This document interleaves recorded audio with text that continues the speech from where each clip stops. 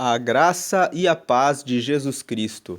Seja bem-vindo a este canal que compartilha estudos, meditações, leituras e reflexões com base nos capítulos da Bíblia.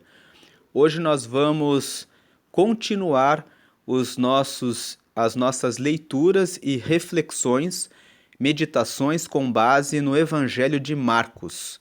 Hoje nós vamos meditar em Marcos, capítulo 12, dos versículos 18 ao versículo 34.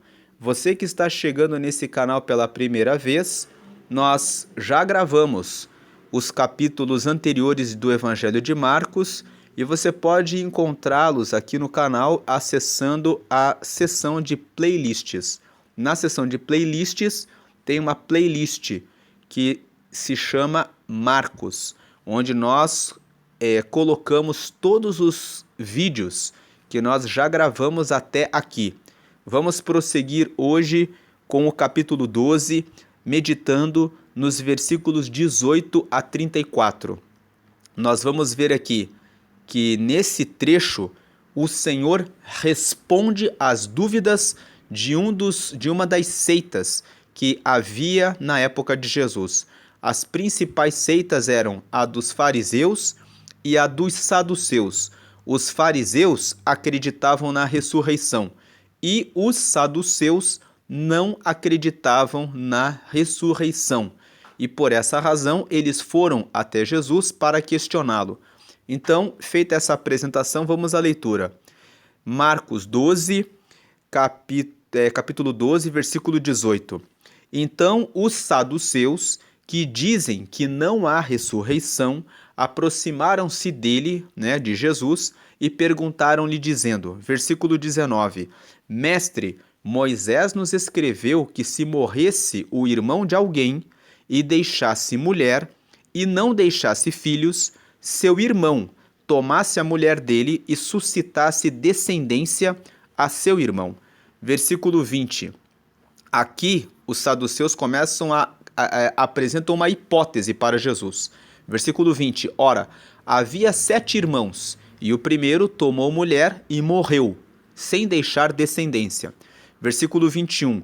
O segundo também a tomou e morreu, e nem este deixou descendência. E o terceiro da mesma maneira. Versículo 22. E tomaram-na os 7, sem contudo terem deixado descendência. Finalmente, depois de todos, morreu também a mulher. Versículo 23. Na ressurreição, pois, quando ressuscitarem, de qual destes será a mulher? Porque os 7 a tiveram por mulher. Versículo 24. E Jesus, respondendo, disse-lhes, porventura não errais vós em razão de não saberdes as Escrituras nem o poder de Deus? Versículo 25. Porquanto, quando ressuscitarem dos mortos, nem casarão, nem se darão em casamento, mas serão como os anjos nos céus. Versículo 26.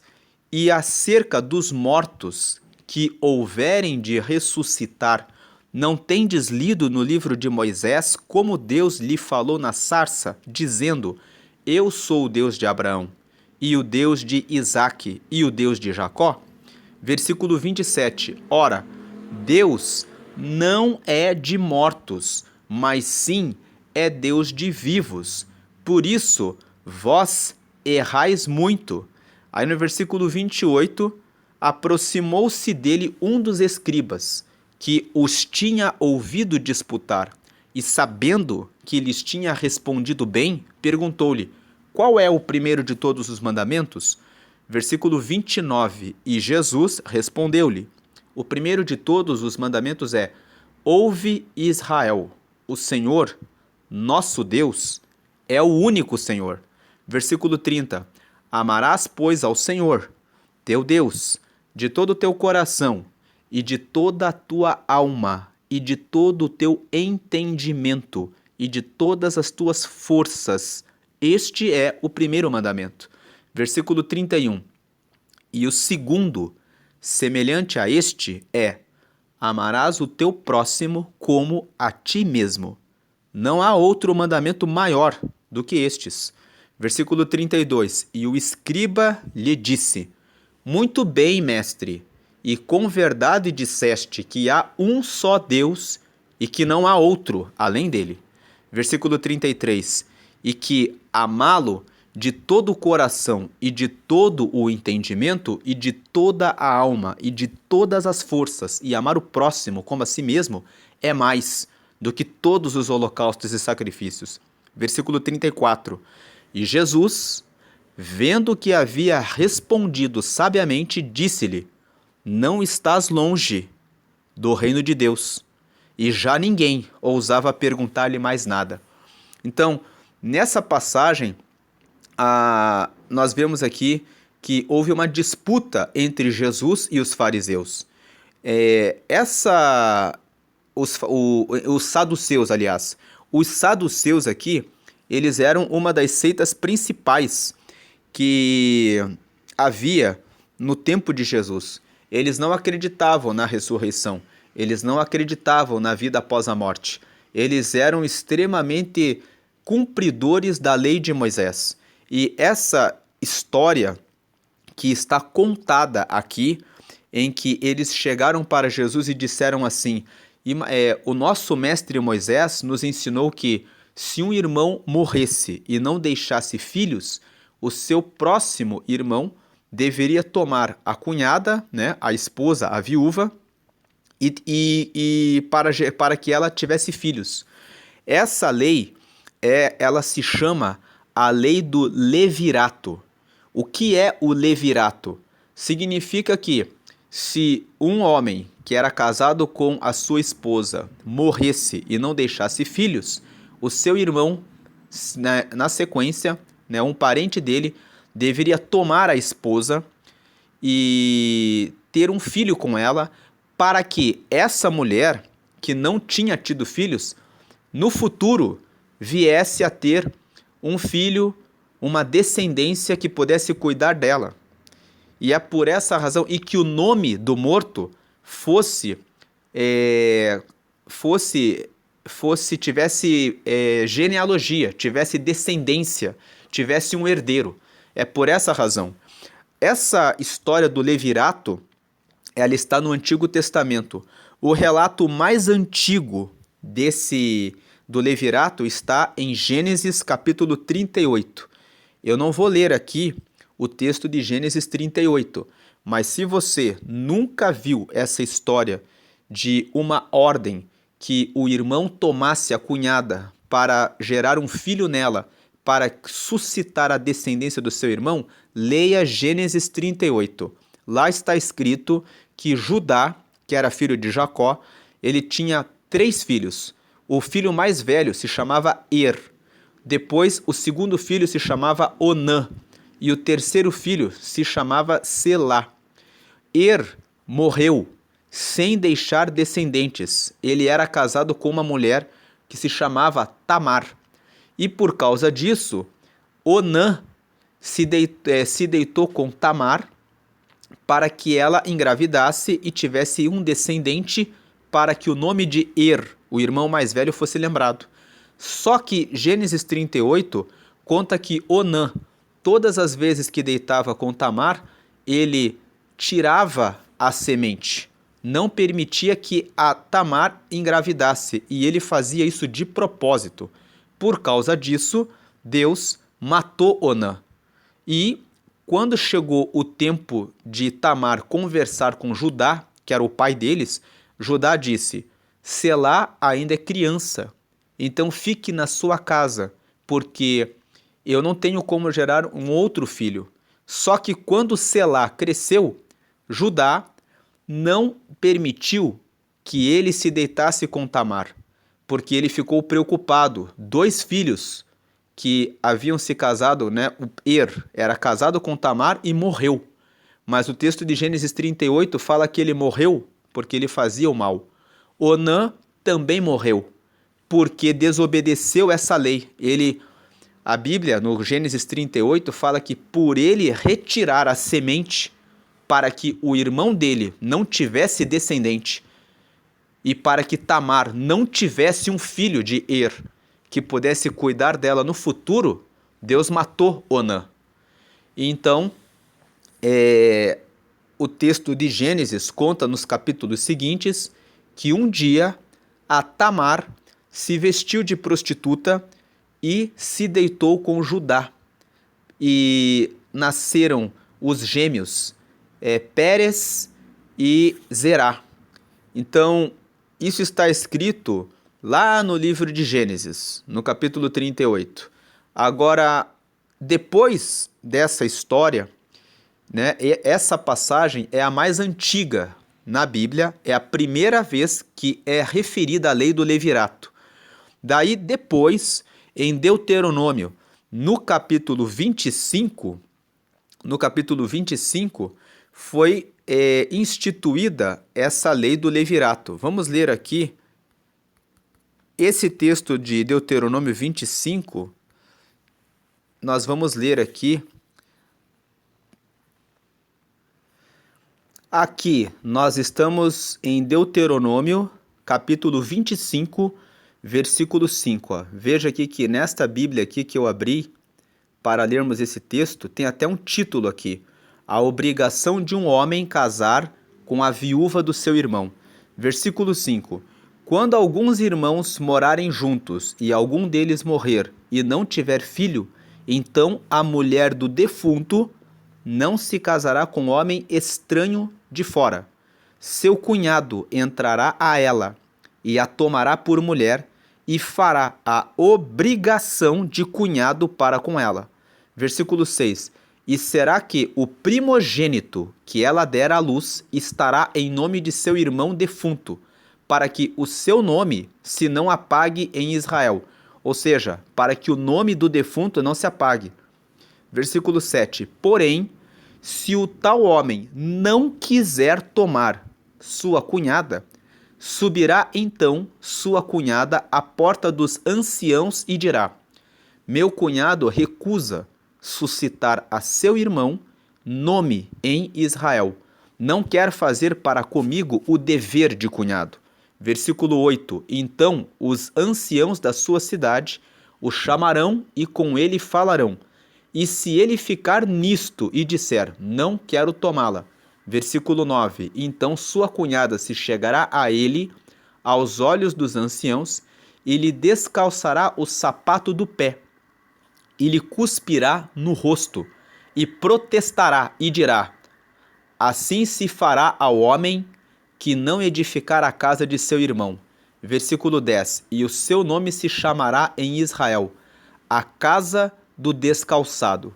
Então, esses versículos que nós lemos, do versículo 5 até o versículo 10, nós vemos que Moisés, na lei, no livro de Deuteronômio, estabeleceu a obrigação que o cunhado tinha de tomar a sua cunhada e de engravidá-la, para ter um descendente que fosse o descendente do seu irmão defunto. Mas o homem não era obrigado a fazer esse dever. Ele podia se recusar a fazer, mas ele tinha que assumir uma vergonha. Quando a mulher chamava os anciãos, tomava o sapato do seu cunhado de maneira pública e cuspia-lhe no rosto, isso era um motivo de vergonha em Israel. Era como se dissessem, ele não quis honrar o irmão que morreu. Ele não quis cumprir a sua obrigação. Foi isso que ocorreu com Onã. Então, Gênesis 38 conta essa história, que é a primeira menção referente ao levirato. E o levirato, que é essa lei, foi instituída em Deuteronômio no capítulo 25, nos versículos 5 até 10. Agora, retomando o texto de Marcos, no capítulo 12, foi essa história que os saduceus não acreditavam na ressurreição dos mortos. E porque eles não acreditavam na ressurreição dos mortos, eles chegaram para Jesus e inventaram essa história que nós lemos aqui, né? Ora, havia 7 irmãos e o primeiro tomou a mulher e morreu sem deixar descendência, que é o versículo 20 de Marcos 12. E aí nós lemos aqui que eles disseram para Jesus assim: o segundo também a tomou e não deixou descendência, e o terceiro da mesma maneira. Versículo 22.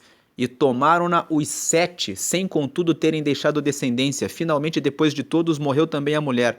E aí no versículo 23, eles fazem a pergunta: na ressurreição, pois, quando ressuscitarem, de qual destes será a mulher? Porque os 7 a tiveram por mulher. E aí a resposta que Jesus dá para os saduceus é o de que eles estavam errando, e estavam errando por não conhecerem as Escrituras. Veja que Jesus, em Marcos, capítulo 12, no versículo 24, responde: e respondendo disse-lhes: porventura não errais vós em razão de não saberdes as Escrituras nem o poder de Deus? Muitas vezes nós perguntamos coisas para Deus, imaginamos coisas em nossa vida e não sabemos a resposta porque não meditamos na palavra, não meditamos nas Escrituras. O profeta Oséias chegou a falar que o povo perece, o meu povo, Deus falou ali para o povo assim: o meu povo perece pela falta de conhecimento. Então os saduceus estavam errando por não conhecerem as Escrituras. Jesus vem e diz para eles: vocês estão trazendo essa pergunta para mim porque vocês não conhecem as Escrituras. No versículo 25, Jesus esclarece: porquanto, quando ressuscitarem dos mortos, nem casarão, nem se darão em casamento, mas serão como os anjos nos céus. O casamento foi instituído na terra, porque Deus criou a mulher para ser a adjutora do homem na terra, mas antes de sermos homem e mulher, somos uma alma. Quando morrermos, a nossa alma, pela revelação de Jesus Cristo, não terá mais essa distinção. Então vem o versículo 26, Jesus continua explicando para eles como que são as coisas. Jesus fala no versículo 25 como são as coisas nos céus, que não haverá mais essa separação entre homem e mulher, mas seremos como os anjos. E no versículo 26, Jesus fala assim: e acerca dos mortos que houverem de ressuscitar, não tendes lido no livro de Moisés como Deus lhe falou na sarça, dizendo: eu sou o Deus de Abraão, e o Deus de Isaque, e o Deus de Jacó? Esse texto aqui está escrito no livro do Êxodo, no capítulo 3, né? Então, quando Deus apareceu para Moisés, Deus falou, Moisés perguntou quem era o Senhor. E aí Deus respondeu para Moisés: eu sou o que sou. Que na realidade, na tradução da língua portuguesa, ficou incorreto, porque o estudo do hebraico mostra que Deus disse para Moisés o seguinte: eu serei o que serei. É como se Deus estivesse dizendo para Moisés assim: eu vou estar com você em toda a sua jornada, e eu vou ser o que você vai ver que eu vou fazer, né? Então, mas o que importa para nós na meditação de hoje, isso é história para um outro vídeo. Deus falou para ele: eu sou o Deus de Abraão, o Deus dos seus pais, e o Deus de Abraão, e o Deus de Isaque, e o Deus de Jacó. Abraão foi pai de Isaque, Isaque foi pai de Jacó. Quando Deus disse isso para Moisés, Deus estava dizendo o seguinte: eu sou eterno. Eu estava com Abraão, Abraão morreu. Eu estive com Isaque, Isaque morreu. Eu estive com Jacó, Jacó morreu. E hoje eu estou contigo, Moisés, porque eu sou eterno, eu sou o Deus de todas as gerações. Então, e todos eles estão comigo. Então aqui, quando Jesus fala isso para os saduceus eram muito cumpridores da lei. Eles liam muito o Antigo Testamento, a Torá. E eles não tinham nos estudos deles encontrado passagens sobre a ressurreição. Então a leitura que eles faziam a respeito das Escrituras era de que não havia ressurreição.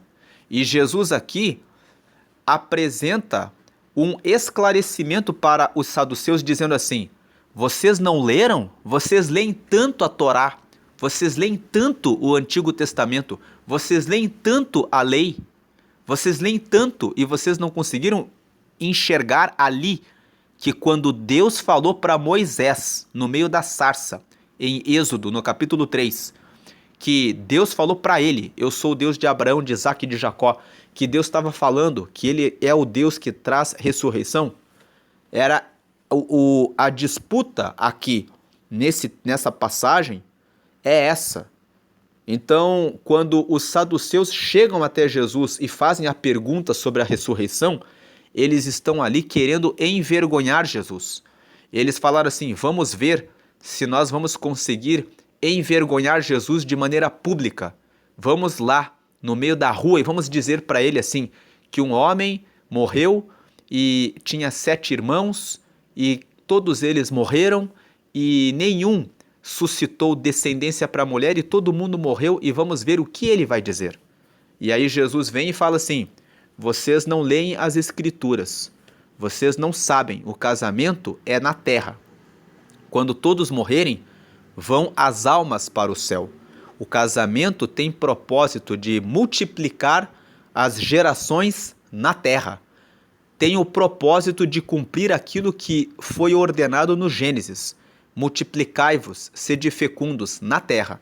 Porque depois que vocês morrerem, quando estiverem no céu, o que vai para o céu é a alma. Essa foi a resposta de Jesus. E aí Jesus vem e fala: e vocês não acreditam na ressurreição dos mortos, né? E vocês leem tanto a Torá, e vocês não leram lá que Deus, quando se revelou para Moisés na sarça, disse que ele é o Deus de Abraão, de Isaque e de Jacó? Era como se Jesus estivesse respondendo. Está ali muito claro na Escritura. Vocês que não prestaram atenção. Mas Deus, quando falou com Moisés, deixou muito claro que ele é o Deus de ressurreição. Porque Abraão morreu, mas Deus falou: eu sou o Deus de Abraão, eu sou o Deus de Isaque e eu sou o Deus de Jacó. Quando Deus fala assim: eu sou o Deus de Abraão, Deus é o Deus de Abraão em todo o tempo. Tanto no tempo em que Abraão esteve na terra, como também com Abraão morto e na eternidade. Deus ainda está com ele. Deus está com Isaque, Deus está com Jacó, Deus está com Moisés, Deus está com todos os que morreram e que morreram nele, obedecendo a ele. E Deus tem poder de trazer a ressurreição. Lendo essa passagem, o próprio Jesus, logo em seguida, morreria e ressuscitaria, conforme o texto dos evangelhos trazem essa revelação. Então Jesus está dizendo assim: a ressurreição, ela é operada por Deus. Deus opera a ressurreição dos mortos. Existe ressurreição, existe vida após a morte. Existe um tempo em que as pessoas saem da terra e recebem uma nova relação com Deus. É isso que Jesus estava dizendo. E Jesus, quando respondeu dessa forma para os saduceus, eles ficaram sem resposta. Porque, de fato, essa passagem, quando Deus encontra Moisés na sarça em Êxodo 3 e fala: eu sou o Deus de Abraão, e o Deus de Isaque, e o Deus de Jacó, ele está falando que ele é o Deus de todas as gerações, que ele ressuscita os mortos. Então os saduceus ficaram com a boca calada e ficaram sem resposta. E aí vem Jesus e continua no versículo 27. Ora, Deus não é de mortos, mas sim é Deus de vivos. Por isso vós errais muito. E aí, esse texto aqui, fazer uma aplicação dele. Talvez você pense assim: o meu parente morreu, como será que ele está? Deixe isso com Deus. Deus não é Deus de mortos. Deus é Deus de vivos. Cuide da sua vida enquanto você está aqui na terra. aceite a Jesus como seu Senhor e Salvador e siga os mandamentos do Senhor. Respeite as leis de Deus. Siga a sua vida com Deus. Se você ainda não aceitou a Jesus, aqui fica o convite para você. Receba Jesus no seu coração. É só dizer: Jesus, eu te recebo como meu Senhor e Salvador. Escreve o meu nome no livro da vida. Lá no Apocalipse está escrito que no céu existe um livro que se chama o livro da vida. E neste livro estão registrados, anotados os nomes de todos aqueles que receberam Jesus como Salvador. E, por último, peça assim: me dá o teu Espírito Santo, para que eu possa te seguir até a eternidade. Porque no Evangelho de João, no capítulo 16, Jesus disse que, quando ele morresse, ele enviaria o Espírito Santo. E ele disse: quem tem o Espírito Santo vai entender a vontade de Deus e vai ouvir a voz de Deus e vai conseguir andar no caminho de Deus. Então, faça uma oração com essas 3 pequenas frases. Senhor Jesus, eu te recebo como meu único Senhor e Salvador. A segunda frase: escreve o meu nome aí no céu, no livro da vida. E a última frase: me dá o teu Espírito Santo, para que eu possa te seguir até a eternidade. Até a eternidade, porque quando você pedir para o Espírito Santo estar com você, ele vai estar com você durante toda a sua vida na terra, e quando você morrer, você vai ressuscitar e estar com Deus para a eternidade, como Jesus aqui esclareceu. Então, veio o versículo 28. Essa é a primeira aplicação do versículo 27. Vamos tirar uma segunda aplicação desse versículo. Deus não é Deus de mortos, mas sim é Deus de vivos. Por isso vós errais muito. Muito, né? Esqueça aquilo que ficou no passado em relação à sua vida. Aquilo que já passou está morto. Você não pode mais mudar nada. Se você tem que mudar alguma coisa, mude daqui para frente. Hoje, você ganhou mais um dia de vida e você vai ter novos dias no futuro. Olhe para o futuro. Olhe para o passado apenas para colher ensinamentos, para não errar mais. Não erre mais. Se você bebia, pare de beber. Se você fumava, pare de fumar. Se você se prostituía, pare de se prostituir. Se você adulterava, seja fiel no seu relacionamento com o seu cônjuge. Se você desrespeitou o seu filho ou alguém, hoje comece a amar. Esqueça o que ficou para trás e corrija aquilo que você pode consertar. Deus não é Deus de mortos, mas é Deus de vivos. Aquilo que ficou no passado está morto. Olhe para o futuro. Faça que a tua vida vale a pena. Essa é uma segunda aplicação do versículo 27. Vem o versículo 28. Aproximou-se dele um dos escribas. Quem eram os escribas? Eram pessoas que escreviam a lei, eram autoridades também a respeito das escrituras. E eles faziam parte de outro grupo. E quando Jesus respondeu isso para os saduceus, aproximou-se dele um dos escribas que os tinha ouvido disputar. E sabendo que lhes tinha respondido bem, perguntou-lhe: qual é o primeiro de todos os mandamentos?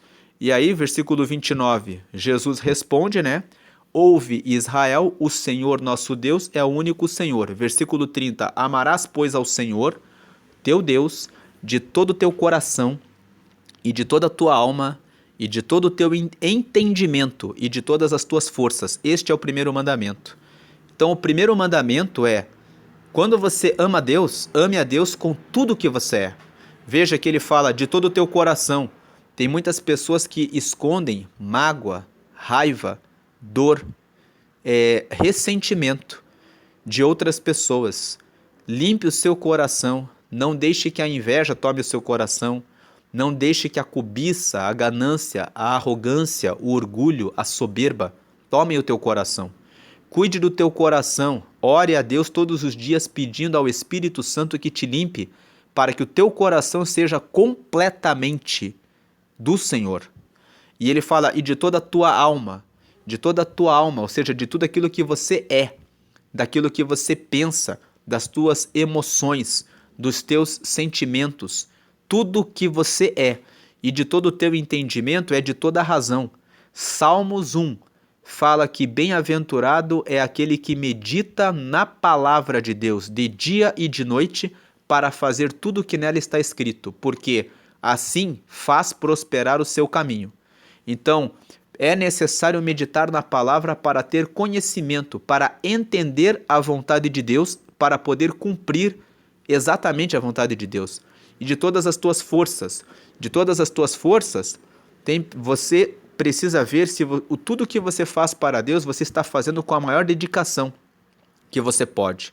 Se você consegue dar mais do que você tem dado, se você consegue fazer mais do que você tem feito, se você consegue realizar mais do que tem realizado, então significa que você ainda não entregou o teu melhor para Deus. Amar a Deus significa que você vai amar a Ele de todas as tuas forças. Este é o primeiro mandamento. E aí Jesus, no versículo 31, aqui de Marcos 12, já emenda falando: e o segundo semelhante a este é amarás o teu próximo como a ti mesmo. Não há outro mandamento maior do que estes. E aí o escriba, quando vê Jesus trazendo essas respostas do primeiro e do segundo mandamento, versículo 32, disse: muito bem, mestre, e com verdade disseste que há um só Deus e que não há outro além dele. Veja que os escribas eram autoridade em relação às escrituras. Eles é que cuidavam, velavam do texto da Torá, do Antigo Testamento, do livro sagrado. Eles que cuidavam dos textos. Então, eles conheciam muito bem a lei. Quando Jesus trouxe essas respostas, o escriba, que era a autoridade, disse: você respondeu muito bem. E veja um detalhe, que o escriba, que era uma pessoa que era considerada, que eram considerados mestres, ele vem e chama Jesus, ele fala assim: muito bem, mestre. Quando o escriba chama Jesus de mestre, pelo fato dele ver que Jesus tinha respondido bem aos saduceus sobre a ressurreição e que Jesus havia respondido a pergunta que ele fez muito bem, ele fala assim: esse daí realmente é mestre. Ele reconhece Jesus como mestre. Ele fala: muito bem, mestre, e com verdade disseste que há um só Deus e que não há outro além dele, e que amá-lo de todo o coração, e de todo o entendimento, e de toda a tua alma, e de todas as forças, e amar o próximo como a si mesmo é mais do que todos os holocaustos e sacrifícios. E aí, vem o versículo 34, e Jesus, vendo que havia respondido sabiamente, disse-lhe: não estás longe do reino de Deus. E já ninguém ousava perguntar-lhe mais nada. Jesus aqui no versículo 34, quando vê que o escriba, havia entendido toda a disputa com os saduceus e que o escriba identifica que a resposta de Jesus foi correta, sendo ele e reconhece Jesus como mestre, e vendo Jesus que ele, como escriba, reconhecia ele próprio, Jesus, como mestre, fala para ele: você não está longe do reino de Deus. Então, nós percebemos aqui que reconhecer Jesus como mestre dos mestres, como Senhor dos senhores, é reconhecer a justiça de Deus. Cristo, Jesus, foi enviado por Deus para pagar os nossos pecados na cruz e ele é o único caminho que pode conduzir a Deus, de forma que chegar a Deus passa por Jesus. Tanto que Jesus disse no Evangelho de João, no capítulo 14, no versículo 6, eu sou o caminho, a verdade e a vida, e ninguém vem ao Pai a não ser por mim. Jesus Cristo é aquele que derrama, é por meio da aceitação ao sacrifício que Jesus realizou na cruz, que nós recebemos a justiça de Deus. A justiça de Deus é Cristo. O que é a justiça de Deus? Deus olhou para a humanidade e todos estavam em pecado e não havia ninguém que poderia chegar até Deus. Então Deus olhou e disse: eu vou criar uma justiça na terra. Vou enviar o meu filho e ele vai morrer. Todos aqueles que receberem o sacrifício de Jesus, pelo fato de Jesus ser o meu filho e ter vencido o pecado, eu vou justificar a todos que receberem a Jesus. É por isso que Jesus é aquele que derrama a salvação. E toda a caminhada de Jesus na terra, quando ele operava os milagres, ele estava mostrando para o povo o tempo todo: eu sou Deus. Eu faço o cego enxergar, o mudo falar, o surdo ouvir, o paralítico andar. Eu ressuscito os mortos. A maior passagem e a história, né? Jesus ressuscitou 3 pessoas. Ele ressuscitou uma menina, né? Depois ele ressuscitou o filho da viúva de Naim, e depois ele ressuscitou Lázaro. Jesus operou 3 milagres de ressurreição. E para mostrar que ele tem o poder sobre a vida e sobre a morte. Mas as pessoas ficavam disputando com ele, porque não queriam reconhecer que Jesus era o Messias e o Filho de Deus. E em 1 João, no capítulo 2, a Bíblia fala que o anticristo é aquele que nega que Jesus é o Filho de Deus, aquele que não recebe a Jesus como Filho de Deus, aquele que nega a autoridade de Cristo. E lá no livro de 1 João, no capítulo 4, no versículo 20, está escrito assim que todo aquele que não ama ao seu irmão a quem vê, não pode amar a Deus a quem não vê. É por essa razão que o segundo mandamento é, aqui ó, no versículo 33, a segunda parte, e amar o próximo como a si mesmo é mais do que todos os holocaustos e sacrifícios. Amar o próximo como a si mesmo é identificar que o outro é a imagem e semelhança de Deus, assim como eu sou. Então, se o ser humano, que é a imagem e semelhança de Deus, eu não consigo amar o meu próximo, então eu não posso dizer que amo a Deus. Então, essa é a meditação de hoje. Nessa passagem, nós vemos que Jesus explica que existe vida após a morte. Jesus explica que as pessoas erram porque elas não conhecem as Escrituras. Então nós precisamos conhecer as Escrituras para que possamos saber como são as coisas relativas ao reino de Deus, como são as coisas ligadas ao reino de Deus. E lendo as Escrituras, nós identificamos que Jesus é o caminho, a verdade e a vida, e ninguém vem ao Pai a não ser por Jesus. Isso está no Evangelho de João, no capítulo 14, no versículo 6, quando Jesus estava conversando com seus discípulos, ele fala a respeito da vida eterna. E ele fala para os discípulos, no versículo 1 de João 14, não se turbe o vosso coração, crede em Deus, crede em mim. E aí Jesus continua, na casa de meu pai há muitas moradas, se assim não fosse, eu vou-lo teria dito. E aí Jesus prossegue dizendo, vou preparar-vos lugar, e se eu for, voltarei, para vos buscar, para que onde eu estiver, estejais vós também. Isso que eu estou falando está no Evangelho de João, no capítulo 14, nos versículos 1, 2 e 3, e depois no versículo 6, Jesus fala esse texto que eu mencionei. Jesus fala, eu sou o caminho, a verdade e a vida, e ninguém vem ao Pai senão por mim. Então Jesus é a justiça de Deus. Mais à frente, Paulo, na carta que escreveu aos Romanos, explica no capítulo 5 que por meio de Jesus nós somos justificados dos nossos pecados. Aí no capítulo 5, nos versículos 10 e 11, Paulo explica que por Jesus nós fomos perdoados dos nossos pecados e reconciliados com Deus. Jesus traz a reconciliação do homem com Deus. E depois, em Romanos, no capítulo 8, Paulo continua dizendo que no versículo 15, que por meio de Jesus nós somos adotados como filhos, somos herdeiros de Deus, recebemos o Espírito Santo. Eu vou deixar aqui no card de Romanos capítulo 5 e de Romanos capítulo 8, para que você possa completar a leitura desse texto aqui do Evangelho com essas passagens bíblicas, né? Tem uma meditação em Romanos 5, uma meditação em Romanos 8. Depois eu vou colocar aqui. Eu espero que quando você assistir esse vídeo eu já tenha colocado. Talvez não dê tempo de eu colocar, mas eu vou colocar isso aqui no card para você completar a leitura e a meditação desse texto que nós lemos hoje.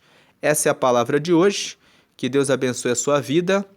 Se você tem interesse, se esse vídeo fez todo sentido para você e você conhece pessoas que precisam aprofundar esse conhecimento que foi divulgado nesse vídeo, compartilha com esse seu amigo, com essa sua amiga, com esse seu parente e se inscreve aqui no canal que nós temos meditado em textos da Bíblia, feito reflexões e leituras para que as pessoas possam conhecer mais a respeito da palavra de Deus.